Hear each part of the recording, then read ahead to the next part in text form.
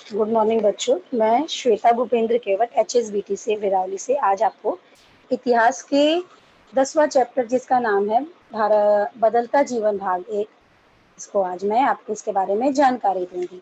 इससे पहले आपने भारत के बदलता जीवन एक में आपने पढ़ा होगा कि किस तरीके से भारत आज़ादी के बाद जो है किस तरीके से तेजी से बदलाव आया, पारिवारिक संस्था में, सामाजिक कल्याण में, अनुसूचित जाति अनुसूचित जनजाति के लिए सार्वजनिक स्वास्थ्य के क्षेत्र में, शहरीकरण और जो है ग्रामीण विकास के लिए, सामाजिक आवश्यकताओं के लिए, विज्ञान के विषय में, विद्युतीकरण के विषय में, औद्योगिक क्रांति के विषय में किस तरीके से भारत के बदलते जीवन में बदलाव आया। अब ये चैप्टर हम भारत का बदलता जीवन भाग 2, जिसमें हम भाषा, खेल, नाटक, सिनेमा जगत, समाचार पत्र, दूरदर्शन, इसके बारे में जानकारी प्राप्त करेंगे।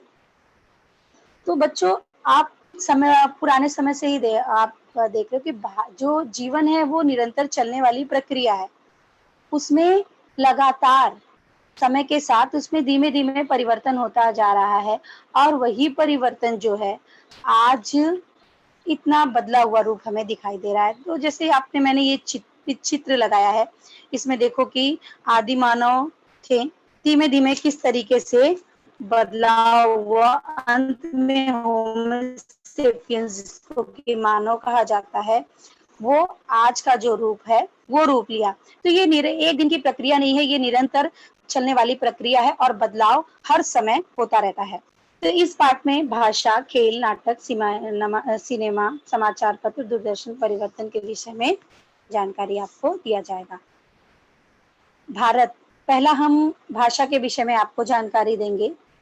भारतीय संविधान, आपको मालूम है कि भारत का संविधान बहुत ही विस्तृत है और उसमें सारी चीजों के बारे में लिखा है। तो इसी तरीके से भारतीय संविधान की 8वीं अनुसूची जो है भाषा से संबंधित है।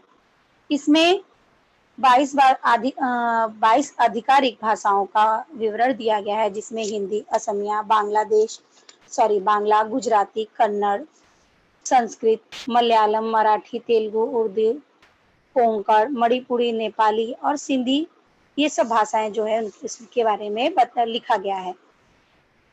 इसके बाद जो है ये भारतीय भाषाएं, जितनी भी भाषाएं हैं, कश्मीरी, हिंदी, सब भाषा, इनकी बोलियां होती हैं। जैसे देखो बच्चों, हिंदी ही हम बोलते हैं, पर हिंदी जो है उसको कई तरीके से बोला जाता है। हम पुरानी कहावत है कि हर एक कोस पर पानी और बोली दोनों ही बदल जाती है। बोलेंगे वो लोग हिंदी, बट उसमें थोड़ा कुछ अंतर आया रहेगा। तो इस तरीके से बोली जो है भाषा को समृद्ध करती है। बोली एक ही भाषा की कई तरह की बोलियां हो सकती हैं। उदाहरणतः मराठी भी देखोगे तो यहाँ की मराठी कुछ और होती है, गांव की मराठी कुछ और होती है, उसमें कुछ बदलाव रहता है, वो ज्यादा कठिन होती है।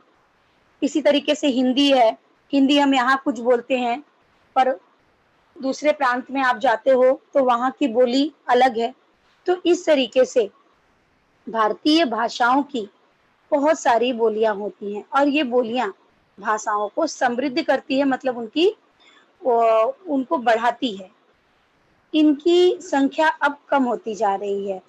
अब जो है वैश्वीकरण के कारण बच्चों ये जो संख्या है ये कम होती जा रही है, क्योंकि जिस भाषा की ज्यादा उपयोगिता है उसको ही लोग बढ़ावा देते जा रहे हैं। तो हमें इस अनमोल धाती को, मतलब ये जो अनमोल धरोहर है, उसको नष्ट होने से बचाना चाहिए और उसके संवर्धन के लिए काम किया जाना चाहिए।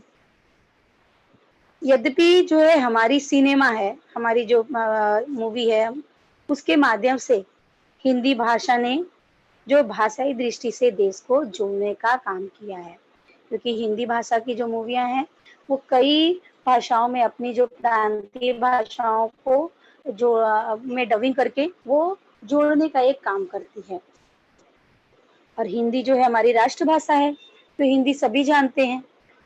तो इस तरीके से कहा जाता है कि हिंदी जो है भाषा भाषाई दृष्टि से देश को जोड़ने का काम करती है। अब एक इसमें क्या आप जानते हो, एक फैक्ट इसमें दिया हुआ है, इसमें देखो नागालैंड के बारे में बताया गया है कि वर्ष 1961 में नागालैंड की भाषाई विवरण जो है इस तरह से है। वहाँ पे जो भाषाएं बोली जाती है, वहाँ पे लगभग 19 भाषाएं बोली जाती हैं और भाषा और जनसंख्या का अनुपात दिया गया है यहाँ पे। तो अंगामी, जिसको 33,766 लोग बोलते हैं। इसी तरीके से लोथल, रेंगमा, खेजा, संगतम, चांग, ये जो भाषाएं हैं नागालैंड की, ये 19 भाषाएं, इसको बोलने वालों की जनसंख्या जो है उसके बारे में विवरण दिया गया है। तो ये जो है इस भाषा की विविधता के कारण जो कोहिमा आकाशवाणी केंद्र है, जो कि नागालैंड की राजधानी भी है, कोहिमा नागालैंड की राजधानी है, वहाँ पे भाषाई विविधता के कारण जो है वहाँ जो आकाशवाणी है वहाँ पे 25 भाषाओं का प्रसारण करना पड़ता था। इसमें अंग्रेजी, हिंदी, नागा बोली और अन्य 16 भाषाओं का समावेश था।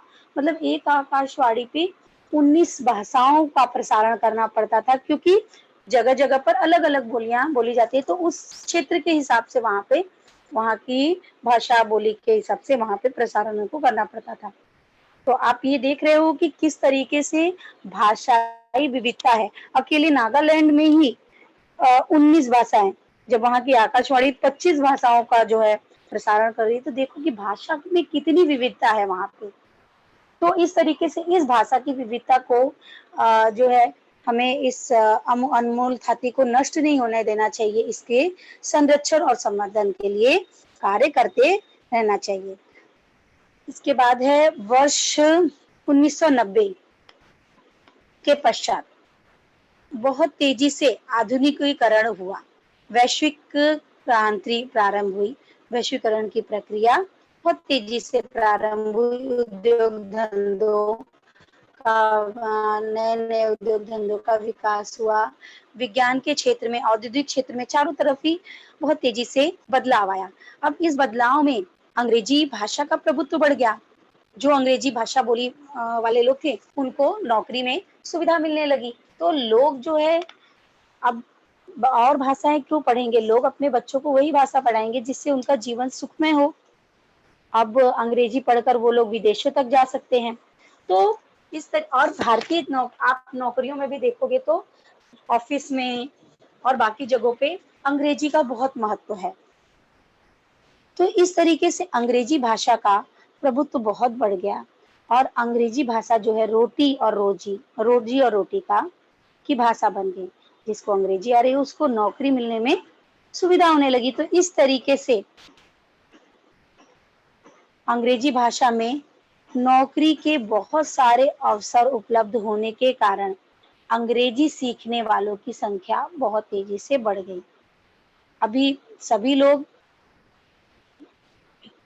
अपने बच्चों को अंग्रेजी शिक्षा देना चाहते हैं। हमारी सब्जेक्ट पे भी देखो एक इंग्लिश विषय है। क्यों? क्योंकि आप जो है उसको सीख सको, ताकि आगे आपको असुविधा ना हो। 10th के बाद 11th में सब सब्जेक्ट इंग्लिश में हो जाएगा। तो इस तरीके से जब वो आगे का भविष्य हमारा वही है, तो उस पे ही अंग्रेजी सीखने पर लोग ज़्यादा जोर देने लगे। परंतु इस प्रक्रिया के कारण जो देशी भाषाएँ थी, अब सभी लोग अंग्रेजी पे ही महत्व देने लगे। लोग छोटे बच्चों को ही अपने बच्चों से ही अंग्रेजी में बात करना पसंद करते हैं। क्यों? क्योंकि ये आगे उनको उपयोगी होगी। तो इस तरीके से क्या होने लगा, जो प्रादेशिक भाषाएँ हैं, जो प्रादेशिक बोलियाँ हैं, उनका अस्तित्व खतरे में पड़ने लगा। आपको ही बोला जाएगा कि आपकी मातृभाषा आप बहुत सारे बच्चों को हिंदी बहुत अच्छे से नहीं आती होगी। तो इस तरीके से जो उनकी अपनी भाषा है, मातृभाषा है, उसको न सीखकर, उसे अच्छी तरह से न सीखकर वो अंग्रेजी का महत्व होने के कारण अंग्रेजी सीख रहे हैं। तो इस तरीके से हमारी प्रादेशिक भाषाओं का जो है अस्तित्व खतरे में न पड़े, इसकी हमें सावधानी बरतनी चाहिए। अब आगे आके खेल में क्या-क्या परिवर्तन हुआ इसके बारे में मैं आपको जानकारी दूँगी। स्वतंत्रता के काल में, जब स्वतंत्रता के पूर्व में खेल-कूद के क्षेत्र में गिने-चुने ही खेलों का नाम रहता था। कबड्डी, खो-खो, ये क्या कुश्ती, ऐसे खेलों का ही नाम जाना जाता था।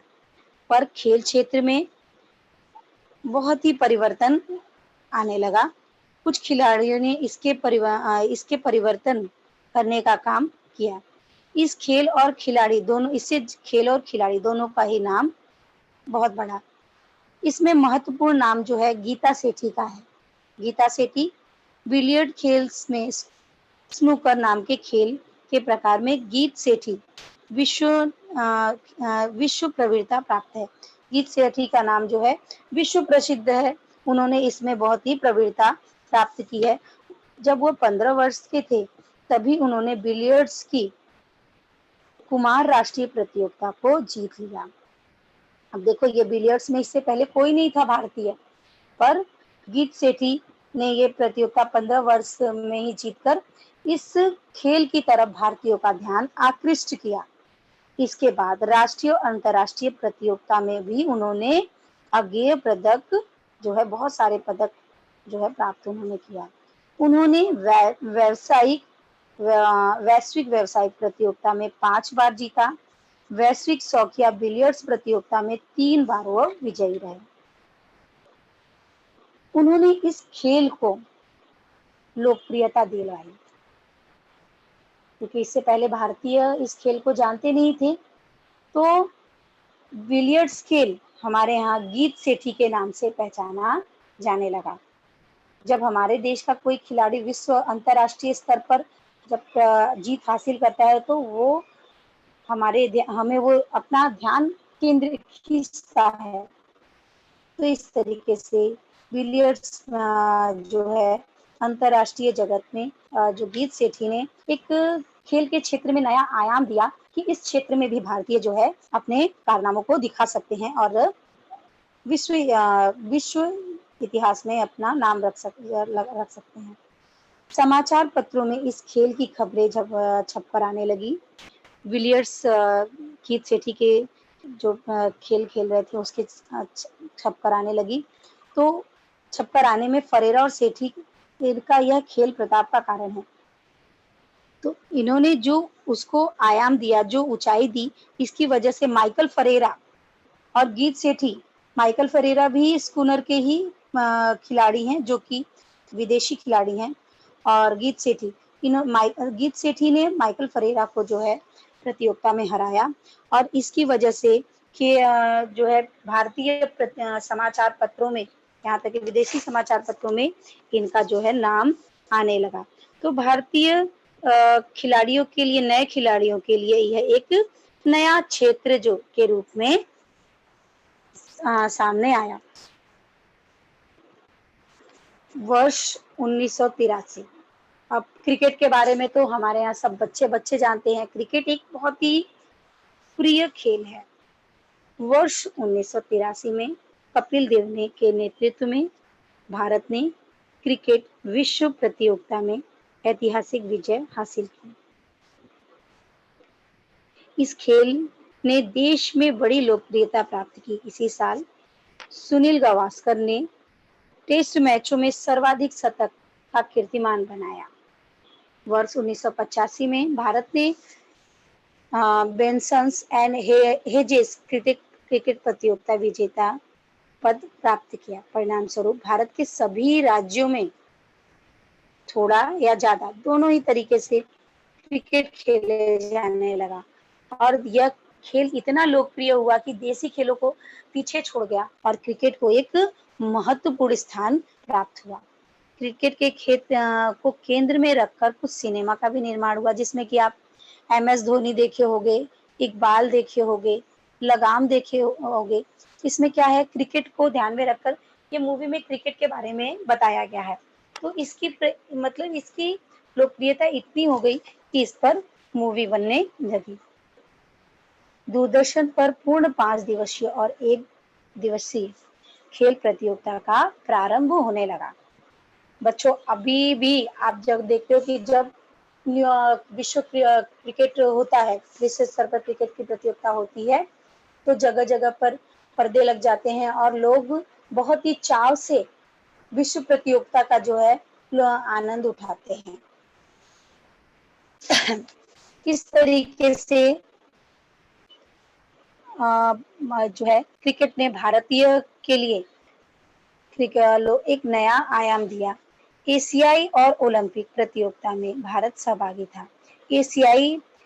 एशियाड और ओलंपिक प्रतियोगिता, एशियाड प्रतियोगिता वो है जो एशिया के अंदर खेला जाता है, उसको एशियाड प्रतियोगिता कहते हैं।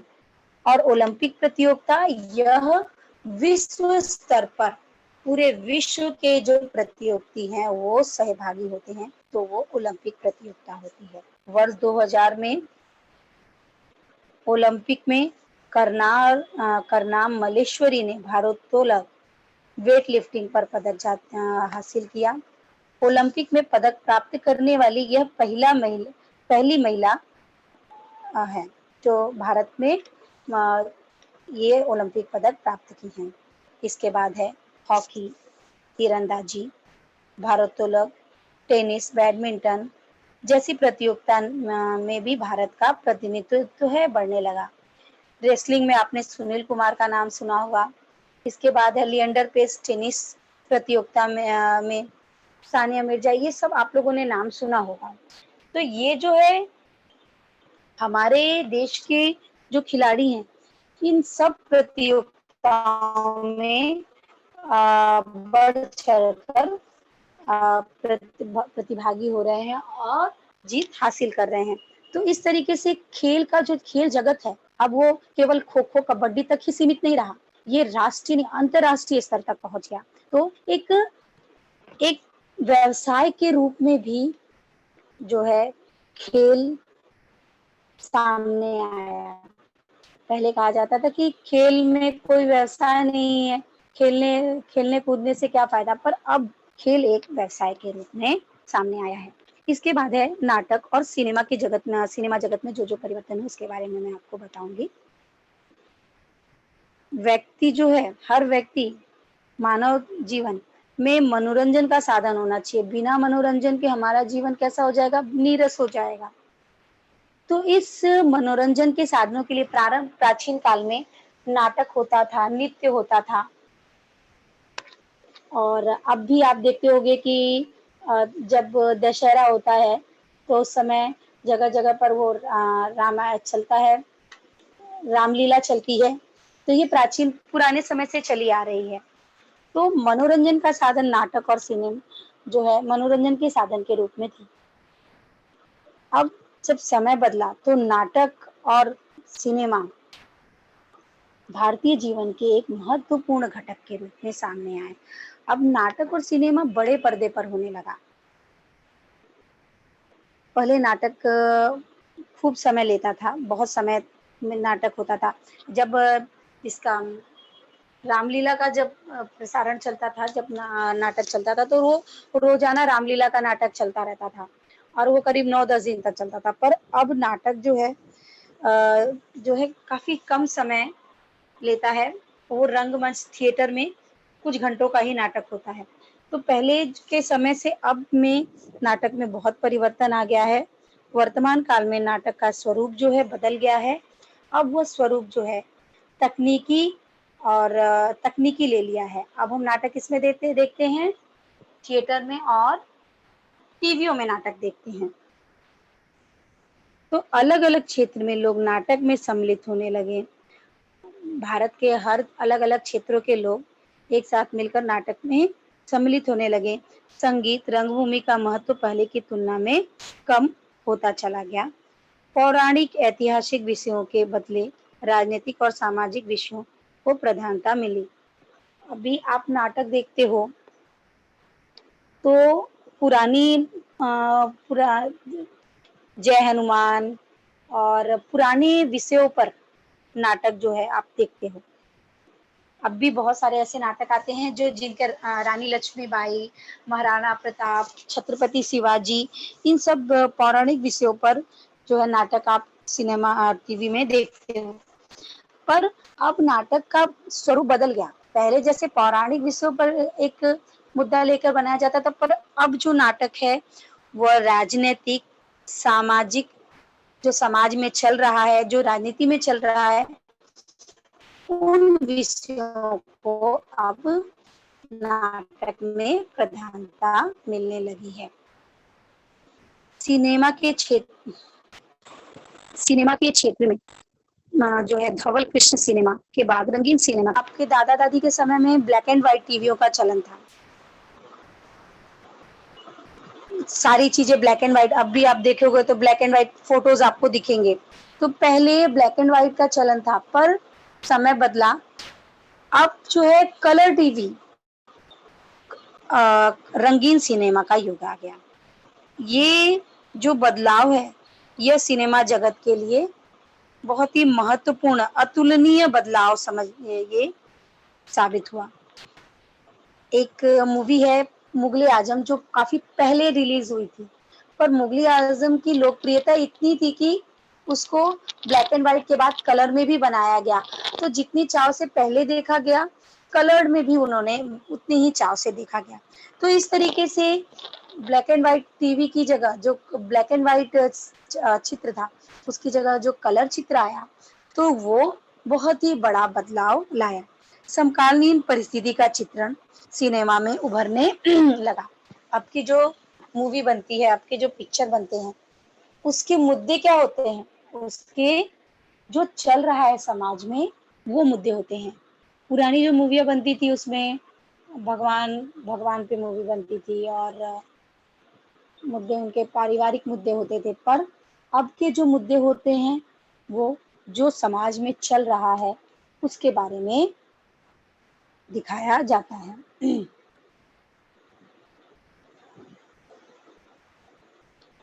सिनेमा के चित्रण स्थल और अब जो है सिनेमा में विभिन्न लोकेशन पर मूवी जो है शूट होती है। कहीं कभी एफिल टावर के पास, कभी भारत के अंदर, कभी भारत के बाहर, इस तरीके से विभिन्न लोकेशन पे मूवी शूट होती है। तो जब हम वो मूवी देखते हैं, तो वो लोकेशन को देखते हैं कि वाओ, कितना सुंदर उसमें वो लोकेशन दिखाया गया है। तो इस तरीके से देश और विदेश में जो विविधता है, जो अलगपन है, जो बदलाव, जो दोनों में अंतर है, वो लोगों को देखने के लिए मिलता है। और एक, आप कह सकते हो कि एक पर्यटन के लिए भी लोगों को आकृष्ट करता है कि ये जो जगह मूवी में दिखाई गई है, बहुत सुंदर है, यहाँ देखने जाने लायक है। तो विदेशी भाषा की फिल्म, इसके बाद है विदेशी भाषा की फिल्में अनुवादित होने लगी। अंग्रेजी सिनेमा के प्रदर्शन के समय में पर्दे पर हिंदी अनुवाद दिखने लगा। अब बदलाव, तो इंग्लिश मूवी बनती थी, उसको आप हिंदी में भी उसकी डबिंग आप देखते हो। बहुत सारी ऐसी मूवी है, जो हम लोगों ने जुरासिक पार्क देखा था बच्चों, तो वो पहली ऐसी मूवी थी जो कि डायनासोरस पे मूवी बनी थी, और बहुत ही अच्छी मूवी थी। तो उस मूवी का अनुवाद हिंदी, इंग्लिश और सारी, लगभग बहुत सारी भाषाओं में उसका अनुवाद हुआ। तो इस तरीके से जो है फिल्म जगत, हमारी हिंदी फिल्म जगत जो है, विश्व स्तर पर प्रतियोगिता में भाग लेने लगी। मतलब कोई भी मूवी एक जगह पे एक लोगों के लिए ही नहीं, बल्कि यह वैश्विक, पूरे विश्व भर के लोगों के लिए जो है अनुवादित कर कर दिखाई जाने लगी। तो इस तरीके से भारतीय सिनेमा को भी एक नया आयाम मिला। भारतीय सिनेमा भी डबिंग कर कर अन्य विदेशी भाषाओं में जो है डबिंग किए जाने लगा। हिंदी सिनेमा संसार भर में पहुंच गया। इस तरीके से हिंदी सिनेमा जो है, बहुत जो प्रचलित मूवी होगी, उसको विश्व के हर जगह पर पहुंचाने का जो है ये कार्य हुआ। राजनीतिक, सामाजिक, उद्योग और प्रौद्योगिकी के प्रतिबिंब सिनेमा में उभरने लगी। अब सिनेमा में उसमें मुद्दे राजनीतिक, सामाजिक सारे होने लगे, और साथ में ये एक बहुत बड़ा उद्योग के रूप में सिनेमा जगत, आप मुंबई में रहने वाले हो, आपको मालूम है कि सिनेमा जगत जो है उद्योग के रूप में कितना कितना फल फूल रहा है। सिनेमा जगत का उद्योग, यहाँ पे सबको इसमें काम मिल रहा है। तो इस तरीके से यह एक बहुत बड़े उद्योग के रूप में दिखाई देने लगा। पहले 3-4 घंटे चलने वाली सिनेमा अब जो है 1.5 घंटे में मूवी खत्म हो जाती है। हमारे टाइम में 2-2.5 घंटे मूवी चलती थी, पर एक मूवी 1.5 घंटे चलने लगी अब। ऐसा क्यों होने लगा? क्योंकि अब जो है लोग इतना टाइम नहीं देने वाले हैं, तो मूवी भी शॉर्ट बनने लगी। एक पर्दा, एक थिएटर की अवधारणा खत्म हो गई। पहले एक मूवी लगती थी तो वो सेंचुरी वहां पे लग जाती थी। मतलब एक एक थिएटर में लगा तो 100 दिनों तक वो उसी थिएटर में लगी रहती थी। पर अब आप चाह रहे हो कि मल्टीप्लेक्स जो थिएटर है वहां पर एक मूवी एक साथ आप कई सारी मूवियां देख सकते हो। वहां पे बहुत सारे मूवी एक साथ चलते हैं। तो इस तरीके से जो मूवी का चलन था कि एक मूवी 100 सप्ताह तक चलेगी, वो चलन अब समाप्त हो गया।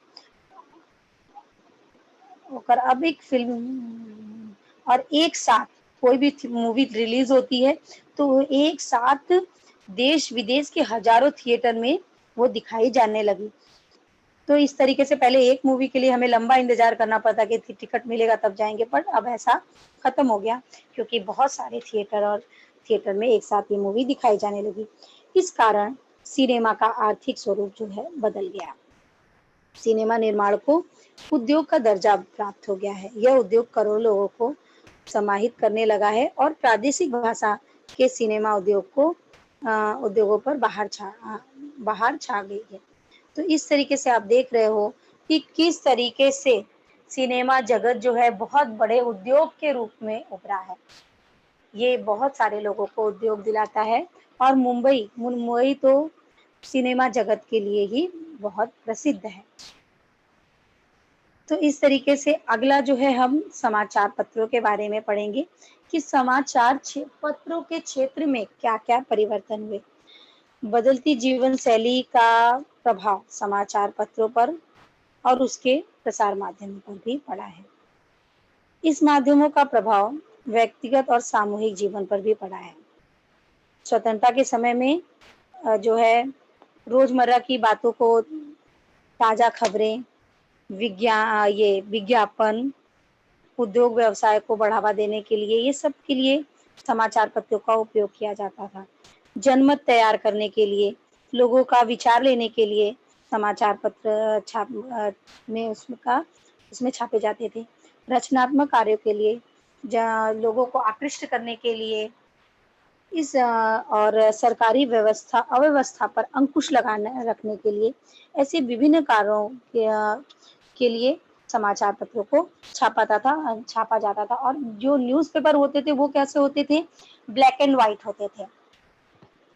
पर समय बदला, अब समय के बदलाव के साथ अब न्यूज़पेपर कलरफुल हो गए हैं। वो रंगीन चित्र के साथ जो है लोगों को आकृष्ट कर रहे हैं। तो पहले तहसील व जिला की खबरें मुख्य रूप से पहचान जाने वाली समाचार पत्रों की बड़ी मात्रा में राज्य स्तरीय श्रृंखला के रूप में स्वरूप के पत्रों का सामना करना पड़ता था। जो समाचार पत्र होते थे, तो पहले के समाचार पत्रों में आप फ्रंट पेज पे अपने जिला की खबरें रहती थी, अपने राज्य की खबरें रहती थी। तो लोग अपने जिले की खबरों के लिए वो सब केवल वो प्रसिद्ध था। पर समय जब बदला तो उसके साथ समाचार पत्र जिले की खबरें छापने के लिए ही नहीं, बल्कि अब फ्रंट पेज पे आप देखोगे कि राष्ट्रीय और अंतर्राष्ट्रीय खबरों के लिए वहाँ पे अंतर्राष्ट्रीय खबरों के बारे में जानकारी दी जाती है। तो इस तरीके से समाचार पत्र जो है पहले से ज्यादा सक्रिय हो गया है। और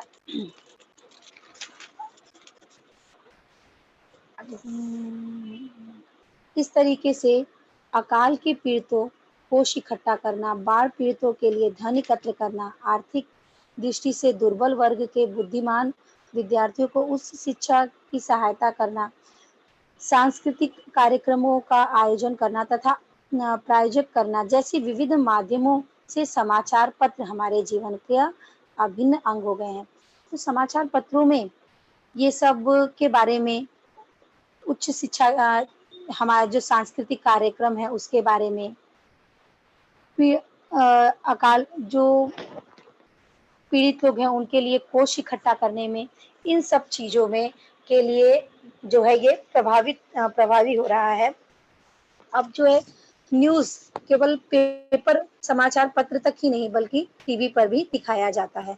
तो इस तरीके से समाचार पत्र लोगों की आवाज़ के रूप में सामने आया है, लोगों की सहायता के लिए सहायता के रूप में सामने आया है, क्योंकि वह जो अपील करता है वो पूरे देश भर के लोगों तक पहुँचता है। तो इस तरीके से जो है समाचार पत्र लोगों के को क्यों। अगला जो है दूरदर्शन। दूरदर्शन आप जान रहे हो कि स्वतंत्रता के समय में, स्वतंत्रता के बाद जो है दूरदर्शन का आगमन हुआ और प्रारंभ में जो है ब्लैक एंड व्हाइट टीवी में दिखाया जाता था, पर धीमे धीमे परिवर्तन आया और दूरदर्शन में परिवर्तन के फलस्वरूप कलर रंगीन चित्र सामने दिखाई देने लगा। आरंभ में कुछ गिने चुने ही बस समाचार देखने के लिए ही टीवी में जो है समाचार का ही प्रसारण होता था और इस तरीके से उसका एक समय निर्धारित था और मनोरंजन करना दूरदर्शन का आगे आगे धीमे धीमे समाज दूरदर्शन में परिवर्तन आया, वह मनोरंजन करने का भी कार्य करने लगा और शैक्षिक लोगों को शैक्षिक उपक्रमों के बारे में जानकारी देने लगा, समाचार के बारे में बताने लगा, राष्ट्रपति प्रधानमंत्री के दौरों के विस्तृत समाचारों का विवरण देने लगा।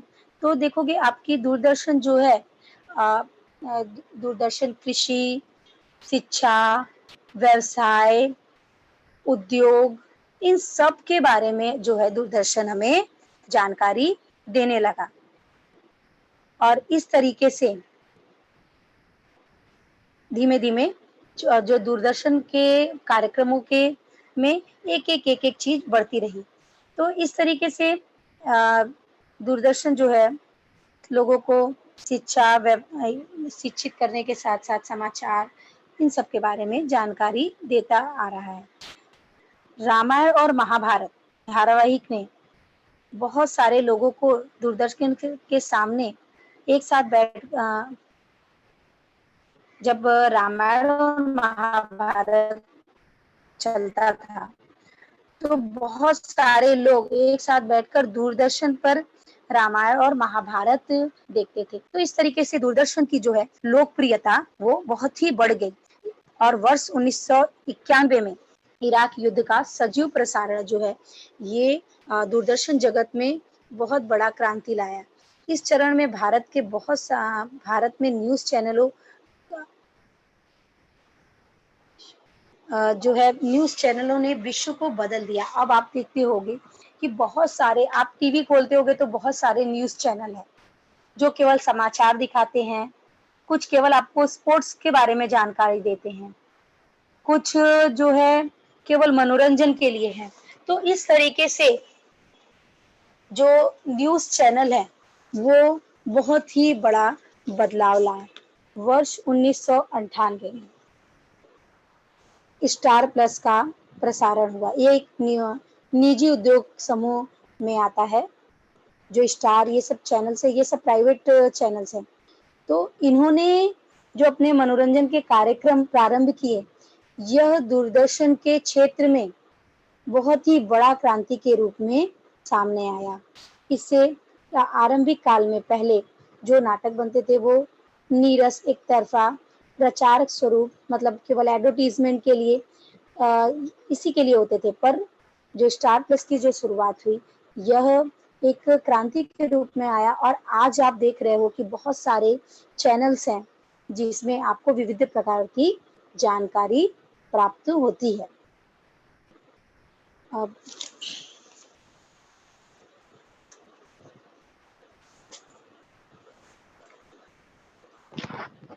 इस तरीके से अब भाषा प्रस्तुतिकरण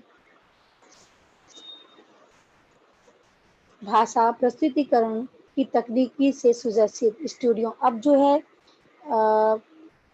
विभिन्न भाषाओं में और जो है दूरदर्शन में विभिन्न स्टूडियो, वैनो इन सब के प्रयोग के कारण जो है न्यूज़ चैनल का बहुत ही बदलाव उन्होंने लाया है। अब कोई भी खबरें छप आती हैं तो जो न्यूज़ चैनल्स है उनको पूरा आपको कवरेज उनको लाइव आपको दिखाता है और हर पल की जानकारी आपको दूरदर्शन के द्वारा जो है प्राप्त होती है। इसका परिणाम क्या हुआ? समाचार पत्रों में खुलापन आया और उसमें विविधता आई। देश के कोने-कोने से यह जोड़ने का कार्य हुआ। देखो देश का कोई एक मुद्दा अभी सुशांत मुद्दा था, तो उस मुद्दे पे देश का कोना-कोना जुड़ के दूरदर्शन के सामने आ रहा था और वो अपनी जो विचार थे वो सामने दे रहा था।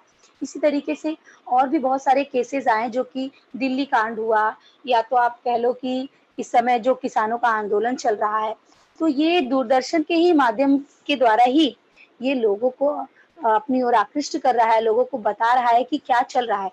तो हर जगह के लोग जो है अपने विचारों को इसके द्वारा प्रस्तुत कर रहे हैं। दूरदर्शन वहाँ के लाइव जो जो हो रहा है उसके बारे में हमें जानकारी दे रहा है। तो इस तरीके से इसका क्षेत्र जो है बहुत ही व्यापक हो गया। इसके परिणाम स्वरूप राजनीति पर भी बहुत ही प्रभाव पड़ा और पूरा देश बदलने लगा। इस तरीके से अब जो है हम अब अगला जो है बच्चों अब ये जो है पाठ खत्म होता है। अगर आपसे इससे संबंधित कुछ प्रश्न हैं तो आप पूछ सकते हो। इससे पहले रुकिए मैं एक बार फिर से आपको बताते हैं, एक बार रिवीजन कर लेती हूँ कि भारत का बदलता जीवन, भाषा के क्षेत्र में किस तरीके से बदलाव आया, उसके बारे में जानकारी आपको मैंने दिया है कि किस तरीके से भारत में विविध प्रकार की भाषाएं बोली जाती हैं और उन भाषाओं को किस तरीके से हमें उसका संवर्धन का कार्य करना चाहिए, इसके बारे में जानकारी दी गई है। इसके बाद जो है अंग्रेजी भाषा के महत्व के बारे में मैंने आपको बताया है। इसके बाद आपको खेल के विषय में आपको मैंने बताया है कि किस तरीके से खेल कार्य जो है खेल के द्वारा हमारे जो भारतीय लोगों ने किस तरीके से विश्व में अपना नाम रचा है और किस तरीके से अपने नाम के जरिए खेल को उपलब्धि दिलाई है और नए-नए खेलों के आयामों को जो है खेल जगत में उन्होंने जोड़ा है। इसी तरीके से आपको बताया गया है कि नाटक और सिनेमा जगत में किस तरीके से परिवर्तन आया है, पहले क्या था और अब क्या-क्या परिवर्तन आए हैं। समाचार जगत में किस तरीके से परिवर्तन आए हैं, इसके बारे में आज आपको जानकारी दी गई है। और दूरदर्शन के क्षेत्र में पहले और अब में क्या-क्या बदलाव आए हैं, उसके बारे में आपको बताया गया है। तो मैं अभी अपना क्लास एंड करती हूँ। आप लोगों को कुछ प्रश्न हो तो आप मुझे पूछ सकते हो। हेलो।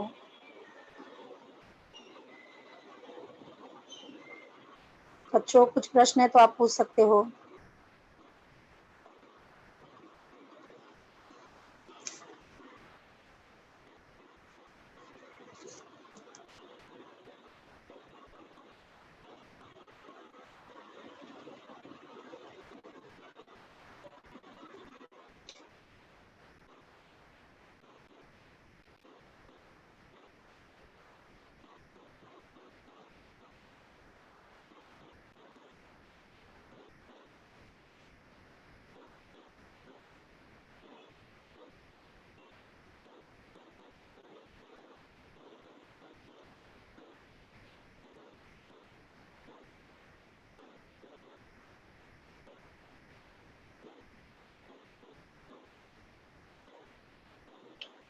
सर बच्चों को कुछ प्रश्न है तो पूछने के लिए दीजिए।